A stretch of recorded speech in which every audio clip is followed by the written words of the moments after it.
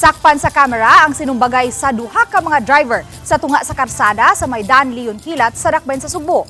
Apan nakapadapit sa pagtagad kining usa ka iro nga miduol kanila og daw misuway pag-uwang sa ilang sinumbagay. Ang report ni Alan Domingo.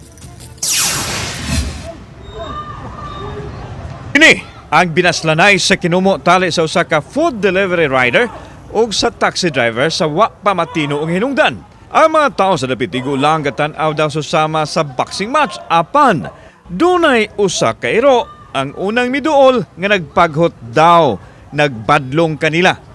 Dinhi na misunod sa paglihok ang duha ka lalaki nga miuwang sa duha ka mga drivers og nahunong ang ilang sinumbagay. Nakaabot sa Land Transportation Office LTO 7 ang panghitabo o gipapangita ang duha ka mga driver nga nalambigit sa kagubot. Subay nini, gipangita na sila sa LTO isip kabahin sa proseso sa ilang pagsusi sa nahitabo. Issue cause for next week.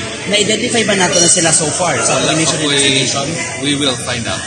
Mipahinomdom ang LTO sa mga driver nga ipatigbabaw ang maximum tolerance sa matag usa sa gayon nga motumaw ang panaglalis nga mosangpot na hinuon sa panag-away. Maximum tolerance kay kung init ang ulo ni init ang panahon na isod na sa maximum tolerance. Kauban si Clover Lumayag, ako si Alan Domingo. Balitang Bisdak.